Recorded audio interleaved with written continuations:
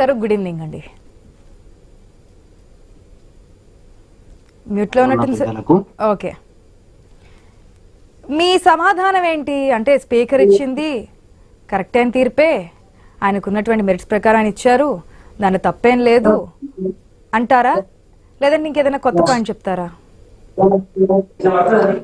ఆశా గారు ఈరోజు BJP BRS మాట్లాడుతున్నటువంటి మాటలు దయ్యాలు వేదాలు వల్లించినట్లు ఉన్నాయి. 10 ఏళ్లల్లా పిల్లి కళ్ళు మూసుకొని పాలు తాగినట్లు 10 ఏళ్లల్లా వీళ్ళు ఎన్ని పనులు చేసిండ్రండి?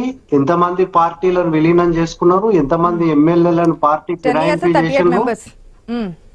ఇక్కడ కాకుండా పార్లమెంట్ లో కూడా పార్లమెంట్ సభ్యులను వీళ్ళ పార్టీలో చేసుకున్నటువంటి దద్దమ్మలు, సిగ్గులేని వాళ్ళు, బుద్ధి లేని వాళ్ళు బీఆర్ఎస్ పార్టీ నాయకులు. ఈ రోజు మన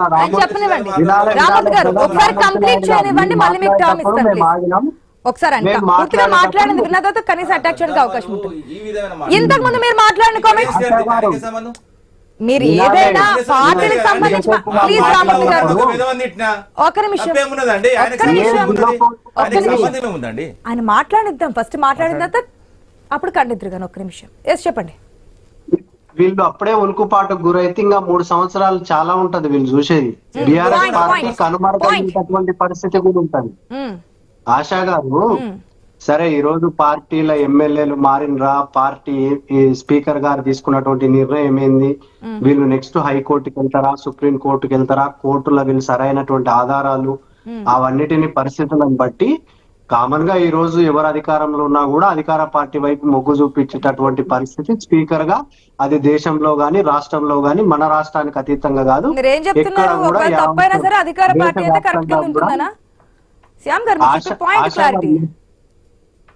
మీరు అదే క్లారిటీగా చెప్పే విషయం ఏంటంటే, ఈ రోజు వాళ్ళ దగ్గర ఏమన్నా ఆధారాలు ఉంటే అవి క్లియర్ గా స్పీకర్ గారి దగ్గర పెట్టి, స్పీకర్ గారికి ఆధారాలు ఎక్కడ కూడా వీళ్ళు పార్టీ మారినట్లుగా కనిపించలేదని చెప్పి పలు దఫాలుగా వాళ్ళు విచారణకు పిలిచి స్పీకర్ గారు నిర్ణయం తీసుకున్నటువంటి పరిస్థితి.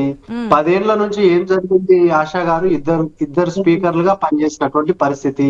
ఒకరేమో ఈ రోజు కాంగ్రెస్ పార్టీకి అనుబంధంగా కాంగ్రెస్ పార్టీ తీసుకుంటున్నటువంటి నిర్ణయాలకు ఆసక్తికరంగా ప్రభుత్వానికి అనుకూలంగా ఉన్నటువంటి వ్యక్తి పోచారం శ్రీనివాస్ రెడ్డి గారు. అదే అంతకు ముందు ఉన్నటువంటి మధుసూదనాచారి గారు 5 సంవత్సరాలు స్పీకర్ గా పనిచేసినటువంటి పరిస్థితి. ఈ రోజు ఉన్నటువంటి స్పీకర్ విచారణకు పిలిచినటువంటి పరిస్థితి. ఎమ్మెల్యేలను మీరు పార్టీ ఫిరాయించినరా అని చెప్పి అడిగినటువంటి పరిస్థితి అన్న ఈ రోజు ప్రజాప్రభుత్వంలో ఉంది. గత 10 సంవత్సరాలుగా కనీసం స్పీకర్ వాళ్లకు సమయం ఇచ్చినటువంటి పరిస్థితి కూడా లేదు. ఎమ్మెల్యేల శ్యామ్ గారు ఇట్లా ప్రతి పాయింట్ మీరు చెప్తూ వెళ్తుంటే నేను ఎంత ఆపుదామన్నా ఏదో ఒక పాయింట్ నన్ను క్వశ్చన్ చేయమని చెప్పి రేస్ చేస్తూ ఉంది. ఈ రోజు నాడు వాళ్ళు ఖండిస్తున్నారు, గతంలో మీరు 38 మందిని తీసుకెళ్తున్నా చూస్తూ ఉన్నారంటే ఇది ఎవరి వైఫల్యం, ఎవరి అసమర్థత? ఎవరి వైఫల్యం అంటే, కొత్తగా వచ్చినటువంటి తెలంగాణ రాష్ట్రంలో ప్రజాస్వామ్యాన్ని కూనీ చేసే విధంగా ఒక దేశంలో ప్రధాన ప్రతిపక్ష పార్టీగా, జాతీయ పార్టీగా ఉన్నటువంటి కాంగ్రెస్ పార్టీని, తెలంగాణ శాఖను ఆ రోజు పూర్తిగా టిఆర్ఎస్ పార్టీలో విలీనం చేసుకొని ఏదైతే దళిత నాయకుడు, ప్రతిపక్ష నాయకుడు వినాలే రామూర్తి నాయుడు గారు, నువ్వు ఎందుకు ఆవేశపడుతున్నావు అంతగానో? వింటే అర్థమవుతుంది కదా, వినకుండా మాట్లాడితే కాంగ్రెస్ పార్టీ కూడా విలీనమైంది. సబ్జెక్ట్ లేకుండా ఎందుకోసం నాకు అర్థం కాదు. కానీ కాంగ్రెస్ పార్టీ కూడా విలీనమైంది. ఏ సంవత్సరంలో అయింది విలీనం? ఒకసారి చూపించండి. కాంగ్రెస్ పార్టీ కూడా విలీనమైంది బీఆర్ఎస్ పార్టీలో. ఇది ఎక్కడ కథ? అరే ప్రజలు నవ్వుకుంటారు మీరు మాట్లాడేది. అరే టీడీపీని విలీనం చేసినాం 2015లో ఏదైతే నోట్ల కట్టలతోనే 50 లక్షలు పట్టుకుని వచ్చిన దొంగ నుంచి కాపాడుకోనికి 2/3 మీ మార్చిన వాళ్ళు కూడా మ్యాండేటరీ ఎలక్షన్ లాగే అనుకున్నాంగా దీనిలో లెక్క ఉంటది. మీరు ఎక్కడ గెలిచిన తెలంగాణ రాష్ట్రం వచ్చినటువంటి అట్లే పండుకొని మీరు ముద్ర 10 ఏళ్ళే మీరు అధికారంలో 5,000 మందిని పార్టీ మార్చిలు కాదు ఇంతవరకు. ఇప్పుడు 2 పార్టీల గురించి మాట్లాడుకుంటే ఒకరు సాంప్రదాయాన్ని మొదలు పెట్టడం జరిగింది, దాన్ని కొనసాగిస్తున్నారు. మిత్రుడు మీరు 300 మంది మార్చిలు, మీరే తక్కువ కాదు. 300 మంది ఎంపీలు ఎమ్మెల్యేలు పార్టీ మారిళ్ళు. ఫాదర్ ఆఫ్ ఏదైతే నేను చెప్తున్నా పార్టీ ఫిరాయింపులకు తండ్రి ఎవరైనా ఉంటే కాంగ్రెస్ పార్టీ, దానికి పుట్టిన కొడుకు ఎవరైనా ఉంటే బీజేపీ పార్టీ. మీరు ఒకరు 5,000 చిల్లర మార్చిలో 300, మేమెంత అండి? 10ల సంఖ్య మీరు అది ఒక ప్రాంతీయ నయా పార్టీ కదా, సంస్కృతి, మీరు ఒక దౌర్భాగ్య పాలన మీరు కేంద్ర పార్టీలతో పోల్చుకుంటూ ప్రాంతీయ పార్టీని మాది ఏ విధంగా ప్రాంతీయ పార్టీ కాదండి, జాతీయ పార్టీ. మీరు మర్చిపోయింది ఎప్పుడు ఆశా గారు. ఎప్పుడు ఎక్కడ పోటీ చేశారు? జాతీయ పార్టీ ఎక్కడ పోటీ చేశారు? ఎక్కడ పోటీ చేశారు? టీడీపీ అడుగుతున్నా, టీడీపీ జాతీయ పార్టీ నేను అడుగుతున్నా. టీడీపీ జాతీయ పార్టీ ప్రాంతీయ ఏ రాష్ట్రంలో పార్టీ పోటీ ఎక్కడ చాలా పోటీ చేసింది? చాలా జాతీయ సందర్భాల్లో పోటీ చేసింది? కేసీఆర్ అడిగినా సరే బీఆర్ఎస్ కాదండి. జాతీయ ఇప్పుడు పార్టీ కాదని మీరు చెప్పి బీఆర్ఎస్ చెప్పేది నాయకులు వినండి. మాట్లాడారా ఒక దక్షిణ లేదా? భారతదేశం నుంచి ఒక పోటీలో ఉన్నప్పుడు రామూర్తి గారు, దక్షిణ రామూర్తి గారు, భారతదేశం నుంచి పోటీలో ఈ ఉన్నప్పుడు ప్రాంతీయ పార్టీ లేకపోతే మోడీ చేరే ఉండదండి. మోడీ అది చేరే కాదని చెప్పండి. అంతేగాని కరెక్ట్ కేంద్ర కాదండి. పార్టీలు అంటే ఏంటండి? జాతీయ పార్టీలు మేము అనేక ఒక రాష్ట్రాల్లో ముందు పోటీ చేసిన చేస్తున్నప్పుడు ఫెయిల్ దాంతో పాటు మొదటి పోల్చుకుంటే ప్రయత్నంలో ఫెయిల్ అయినాం. జాతీయ తప్పేముందండి? పార్టీ మొదటి కాదు, ప్రయత్నంలో ఏ ఫెయిల్ పార్టీ అయినాం. 1980 దాని ఉన్న పార్టీ తప్పనట్లేదు. కానీ అంతమంది 400-500 మీ దగ్గర వచ్చినదంటే మీరు పోటీ చేసింది తక్కువ, అవును. అది పోటీ చేసిన రాష్ట్రాలు పార్టీ ఎక్కువ. ఫిరాయింపులు వేరండి. రాష్ట్రాల్లో పార్టీ ఫిరాయింపులు పోటీ వేరు. చేసినటువంటి సిచ్యువేషన్ ఎక్కువ, ఎన్నికలు గెలవడానికి వేరు. ప్రయత్నాలు ఎక్కువ. ఆశా గారు, వేరు. ఎన్నికలు వేరు, నా. పార్టీ గెలిచిన తర్వాత వేరండి. Correct Please. కాదు ఇది. రెడ్డి గారు ఇవాళ ఆశా గారు ఈ రోజు స్పీకర్ గారు తీసుకున్నటువంటి నిర్ణయాన్ని కాంగ్రెస్ పార్టీ స్వాగతిస్తుంది.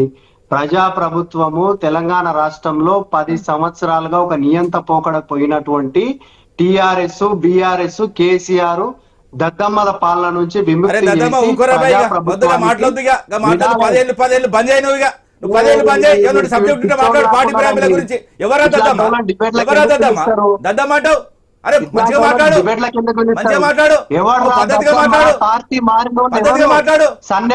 అరే సన్యాసి మీరు మారిళ్ళు, మీరు మారిళ్ళు, మొత్తం మీరే మారినోళ్ళు. మొత్తం పార్టీ ప్రేమలో చట్టం తీసుకొచ్చింది మీరే, మారినోళ్ళు మీరే. 5,000 మంది మారిళ్ళు అయ్యా.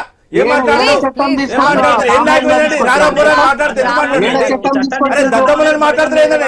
ఆయనకి ఏం హక్కుందండి? బీఆర్ఎస్ పార్టీ దద్దమ్మని ఆయనకి ఏం హక్కున్నది? ఆయనకి ఏం హక్కున్నది దద్దమ్మని పిలవడానికి? మీరు దద్దమ్మ, మీరు దద్దమ్మ, మీ పార్టీ దద్దమ్మ, మీరు మొత్తం దద్దమ్మలు.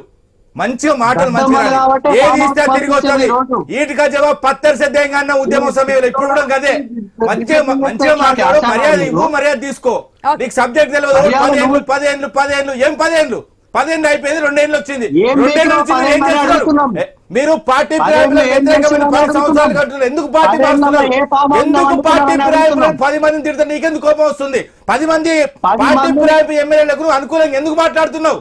నువ్వు ఎందుకు మాట్లాడుతున్నావు? డిబేట్లోకి వచ్చి నువ్వు పార్టీ ఫిరాయింపులు కాలేదని ఎందుకు మాట్లాడుతున్నావు? నువ్వు ఎందుకు బీఆర్ఎస్ పార్టీ మా పార్టీ 10 మంది పార్టీలని మేమంటున్నావు? నువ్వు ఎందుకు పార్టీ ఇగో నువ్వు దద్దమ్మ, నీ ఎన్నుకున్న దద్దమ్మ.